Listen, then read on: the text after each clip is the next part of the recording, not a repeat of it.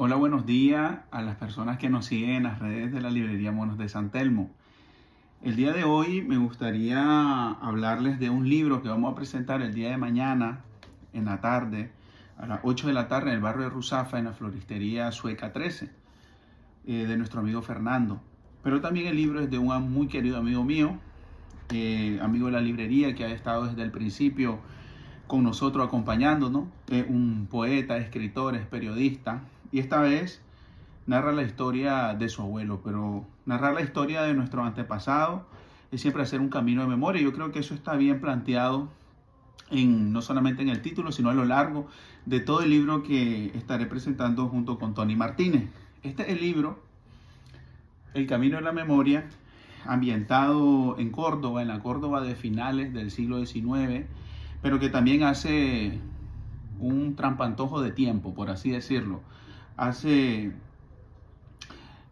Rompe, por así decirlo, esa línea temporal clásica de la narrativa, pero no solamente eso, sino que también es un libro que desde sus inicios, cuando Tony me comentó la idea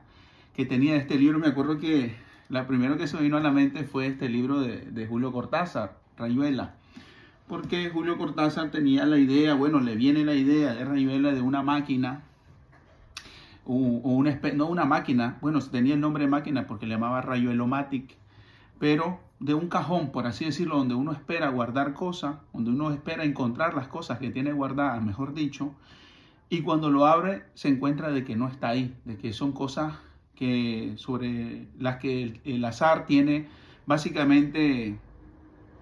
más importancia que la memoria que puede tener uno de recordar dónde guardó las cosas. Esa especie de ruptura con una línea temporal clásica en la narrativa es lo que me transmitió, y también de romper con los géneros, porque al trastocar el tiempo se trastocan muchas cosas, y por eso en este podcast me gustaría hablarle de un poco de muchos libros que nosotros tenemos y cómo están conectados entre sí por este libro, porque yo creo que es por justicia también de amistad que me gustaría pues hacer un estudio en profundidad de este libro y también de todas las bifurcaciones y todas las ramificaciones y los rizomas que se abren alrededor de este libro, que tiene poesía, que tiene ensayo, que tiene dramaturgia, que tiene narrativa, novela. Por eso él no la llama una novela, la llama una novella, porque trata pues de romper no solamente esas líneas temporales, sino también esos esquemas del género, de la creación narrativa. Y eso es muy importante cuando también se toca la memoria, porque la memoria no es una cosa que nosotros cuando la analizamos, cuando recordamos o cuando hacemos uso de ella, no solamente como recurso, sino también como experiencia propia, es una cosa que tiene, es muy, por así decirlo, que tiene muchas formas de presentarse, de rememorarla. Es una cuestión que todavía quizás los neurocientíficos que sitúan todas las diferentes formas en las que nosotros rememoramos o guardamos la memoria en el hipocampo del cerebro, todavía pues tampoco está clara. Simplemente las cosas que están claras es que la memoria siempre se guarda en los recuerdos, aquellos más profundos, cuando nos generan mayores sensaciones o emociones. Es decir, la memoria está íntimamente relacionada con la experiencia vital y con la vida que nosotros tenemos, y por eso guardamos aquellos recuerdos que quizás nos hicieron sentir emociones más fuertes. Este libro me interesa muchísimo porque me ayuda también a mí mismo a poner claras algunas ideas sobre investigaciones que he realizado durante mucho tiempo, porque en Nicaragua, como todos sabrán, es un país en donde se ha puesto bastante el enfoque o la vista sobre la discusión ideológica alrededor de las teorías políticas. Las teorías políticas es una cuestión muy importante en este libro, pero también en los que les presentaré, porque las teorías políticas no son una cuestión, por así decirlo, pétrea. Son cuestiones que se van configurando no solamente dentro de los espectros ya definidos, sino solamente dentro de la izquierda, el centro, la derecha. Incluso dentro de esos mismos espectros hay muchas pugnas y muchos debates y muchas intrigas políticas y también muchas doctrinas que se ponen a prueba en la realidad. Y por eso la realidad, a pesar de que también forma parte de la memoria cuando nosotros la traemos a colación para analizar nuestro presente, pero también es muy importante cuando la memoria, cuando queremos hacer un ejercicio en memoria histórica y en memoria narrativa en este momento, y también entender la realidad de ese momento. Es decir, la memoria en este sentido es un vehículo hacia realidades de antes, no solamente hacia nuestros antepasados, hacia nuestros abuelos o hacia la historia concreta de un país, sino también hacia la historia de las ideas. Y por eso es muy importante que, que este libro, que lo estoy leyendo también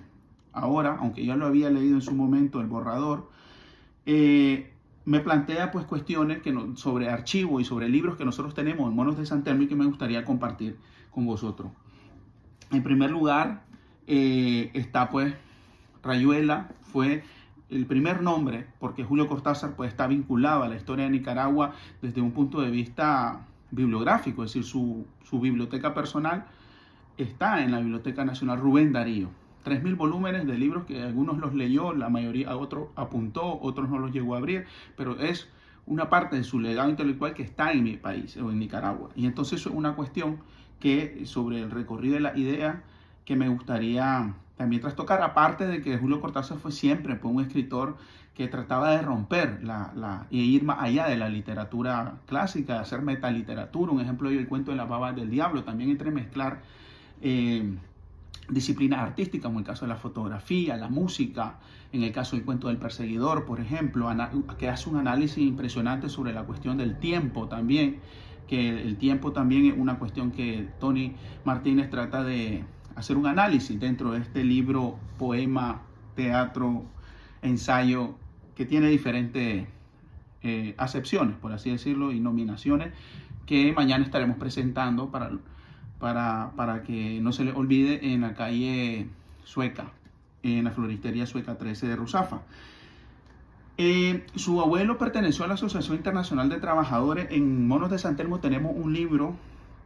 muy importante que se llama Le Livre Bleu de l'International, que son les rapports et documents officiels lus au Congrès de Lausanne, Bruxelles, Laval, par le Conseil Général de Londres et les délégués de toutes les sections de l'International. Esto es un libro escrito en francés en 1871, que son todos los discursos, son todos los reportes, son todas las participaciones escritas. Es un libro bastante raro,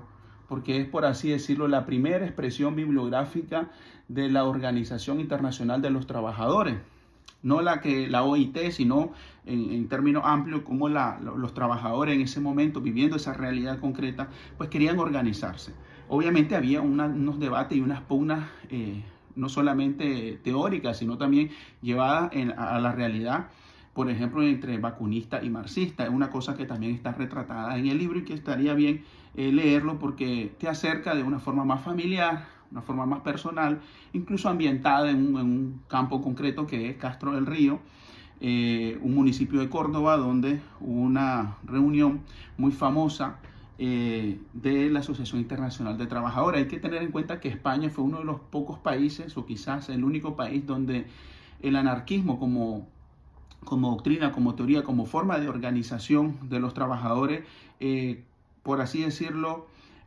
aglutinó el movimiento obrero de todo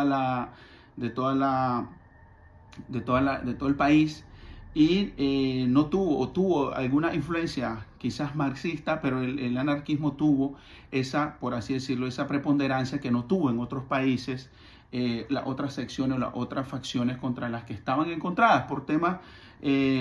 quizás conceptuales, pero también llevado a la práctica con temas políticos concretos entre vacunista y marxista o entre anarquista y socialista. Un ejemplo de eso queda retratado en el libro El corto verano de la anarquía, la vida de Durruti, de Ansel Berger, que es un ensayista alemán que habla sobre la vida de él. Entonces hay que entender que a la final del siglo XIX e inicio hasta el año 36, por ejemplo, del siglo XX, estuvo, por así decirlo, aglutinado por esa corriente política anarquista, la organización de los trabajadores tanto en el campo como en la ciudad española. Pero como siempre me gusta a mí trasladar o tender los puentes que hubo entre Centroamérica y las corrientes políticas españolas de ese momento, pues también cabe hablar de Omar Dengo. Omar Dengo fue un profesor, un educador costarricense. Este libro está presentado por Emma Gamboa, que es una benemérita de la patria costarricense, que es una educadora que también es especialista en el pensamiento de Omar Dengo. Omar Dengo colaboró con la creación del Centro Germinal, un centro de estudios, pero también de nueva pedagogía en Costa Rica, para llevar a cabo esa evolución, por así decirlo, en el pensamiento pedagógico costarricense. Tenemos 2 libros en el archivo de Monos de San Telmo sobre Omar Dengo. Este de 1961 fue recopilado por su hija, y una presentación más pequeña de la maestra Emma Gamboa. La pedagogía es uno de los ámbitos donde la corriente esta corriente de pensamiento ha tenido una repercusión muy importante. Un ejemplo de ello fue,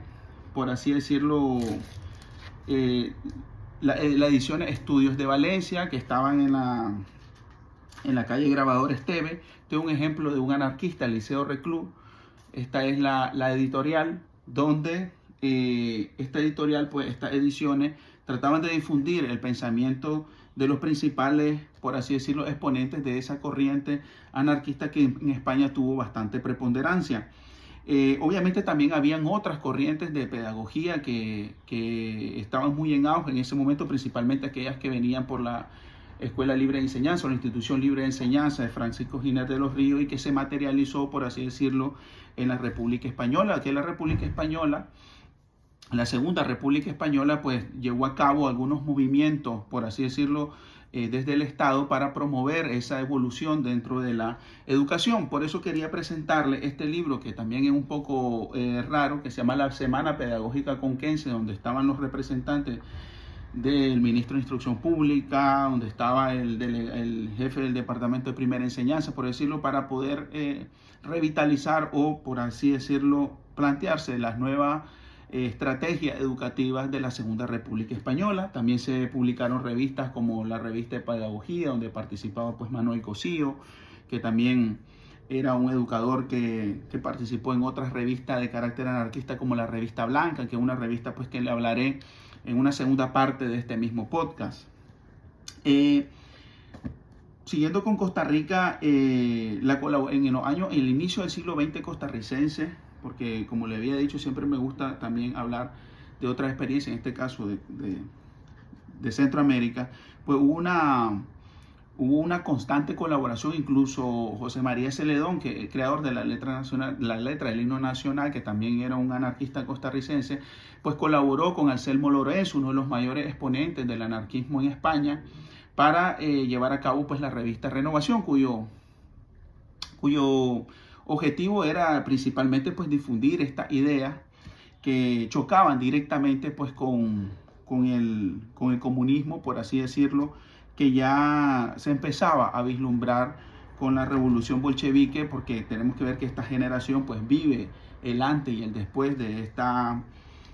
revolución en Rusia, y es muy importante pues tener en cuenta cuáles han sido los exponentes y las derivaciones que esta corriente de pensamiento tuvo en Centroamérica, para reconocer que hay también unas tendencias más antiautoritarias. Y un artículo de Omar Dengo, que es, por así decirlo, considerado como el pensamiento base de esa transición que hay, o por así decirlo, ese abandono que hay de muchas corrientes que ven en la dictadura del proletariado, que ven en el comunismo, que ven en la revolución bolchevique, pues un creciente orden autoritario. Pues ese artículo, que se llama Mi anarquismo claudicante, un claro ejemplo que se utiliza siempre en las investigaciones, que todos los investigadores sobre las corrientes anarquistas en Costa Rica han utilizado para hablar sobre las ideas de Omar Dengo en este sentido. Vamos a una segunda parte de este mismo podcast.